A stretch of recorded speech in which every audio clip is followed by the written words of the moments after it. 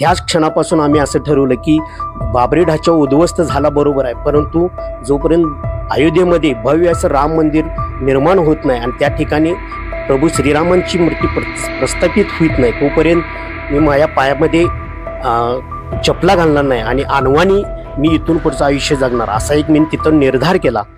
हे आहेत कोल्हापुरातल्या करवीर तालुक्यातील शिये गावचे निवास पाटील।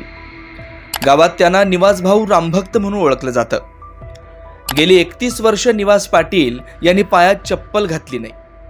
घरच्या लोकांनी मित्र सवंगड्यांनी त्यांना अनेक वेळा चप्पल घालण्यासंदर्भात विनंती केली, मात्र त्यांनी ऐकलं नाही। जोपर्यंत अयोध्यात राम मंदिर होत नाही तोपर्यंत पायात चप्पल घालणार नाही असा निर्धार निवास पाटील यांनी केला होता। रामभक्त निवास पाटील यांची कहाणी सविस्तर पाहूयात या व्हिडिओच्या माध्यमातून। तत्पूर्वी तुम्ही जर हा व्हिडिओ यूट्यूबवर पाहत असाल तर चॅनलला सबस्क्राइब करा, फेसबुकवर पाहत असाल तर पेजला फॉलो करायला विसरू नका। अयोध्येत राम जन्मभूमीवर प्रभू रामचंद्रांचं भव्य मंदिर झालं पाहिजे म्हणून अनेकांनी आंदोलनात सहभाग घेतला, अनेकांनी बलिदान दिलं होतं।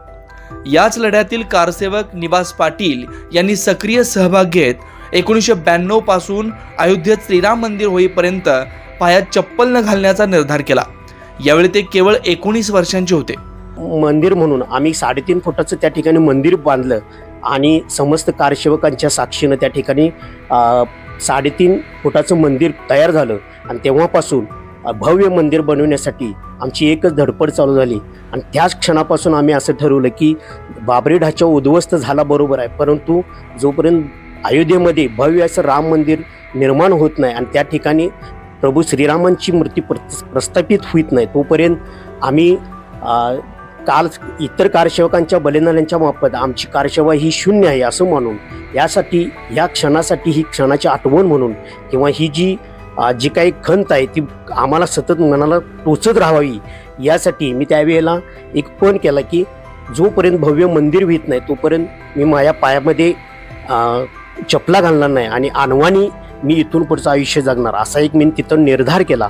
मूळचे करवीर तालुक्यातील शिये गावात राहणारे निवास पाटील यांनी 1992च्या अयोध्येच्या लढ्यात सक्रिय सहभाग घेतला होता। तेव्हापासून गावात निवास पाटील यांना रामभक्त म्हणून ओळखलं जातं। निवास पाटील हे रिक्षातून शालेय मुलांना शाळेत सोडण्याचं काम करतात। याबरोबरच गावात अनेक सामाजिक कार्यात त्यांचा सक्रिय सहभाग असतो। त्यांनी समाजसेवेच्या माध्यमातून शिवप्रतिष्ठानच्या माध्यमातून मोहिमा करत अयोध्येत राम मंदिर व्हावं यासाठी जनजागृती केली। भाजप नेते लालकृष्ण अडवाणी यांची रथयात्रा शिये गावात आली तेव्हाही निवास पाटील यांनी अडवाणी यांना राम मंदिर कधी बांधणार असा सवाल करत रथ अडवण्याचा प्रयत्नही केला होता। कृष्ण अडवाणींची रथयात्रा प्रत्येक वेळेला जर निघते आणि राम मंदिराचा मुद्दा काही पूर्णच होत नाही अशी एक मनात शंका निर्माण झाली आणि त्यावेळेला माझ्या अज्ञानामुळे मी लालकृष्ण अडवाणींचा सुद्धा की ज्या वेळेला ते देशाचे उपपंतप्रधान होते त्यावेळेला ती एक कर्नाटकातून या ठिकाणी आमच्या महाराष्ट्रात कोल्हापूर जिल्ह्यात शिये गावामध्ये त्यांची रथयात्रा आलेली होती, संघर्ष यात्रा आलेली होती, ती अडवण्याचा प्रयत्न सुद्धा मी माझ्या या अज्ञानपणामुळे मी केला होता। 22 जानेवारीला प्राणप्रतिष्ठा होत असल्यानं हा दिवस आयुष्यातील सुवर्ण क्षण असून या दिवसाची आतुरतेने वाट पाहत असल्याच्या भावना निवास पाटील यांनी व्यक्त केल्या। असे कित्येक कारसेवा झाल्या, किती युद्ध झाली, लढाई झाल्या, आंदोलन झाली आणि त्या सगळ्यांना यश म्हणून आजचा हा 22 जानेवारीचा दिवस आणि हा दिवस म्हणजे खरोखर ज्यांनी यासाठी योगदान दिलं, बलिदान दिलं, या सर्वांच्यासाठी ज्यांनी कारसेवा केली, माझ्यासारख्या असंख्य कार्यकर्त्यांनी काही वृत्त घेतलीत आणि त्यांची वृत्त, त्यांचं बलिदान आज या ठिकाणी खऱ्या अर्थानं सार्थक झालं असं माझ्यासारख्या रामभक्ताला आज निश्चितच आनंद वाटतो। राम मंदिरासाठी पायात चप्पल बूट न घालता केलेला निर्धार संकल्प पूर्ण होत असल्यानं गावच्या वतीने 22 जानेवारीला निवास पाटील यांचा नागरी सत्कार आणि वाहना प्रदान करण्यात येणार आहेत। अयोध्येत राम मंदिर व्हावं यासाठी ऊन वारा पाऊस याची तमा न बाळगता निवास पाटील यांनी गेली 31 वर्ष अनवाणी आयुष्य जगलं।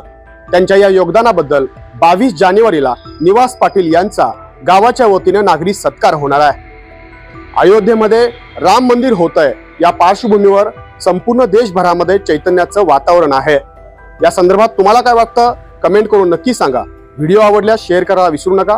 याबरोबरच इथंच थांबूया। महासत्तासाठी जावेद तांबोळे, कोल्हापूर।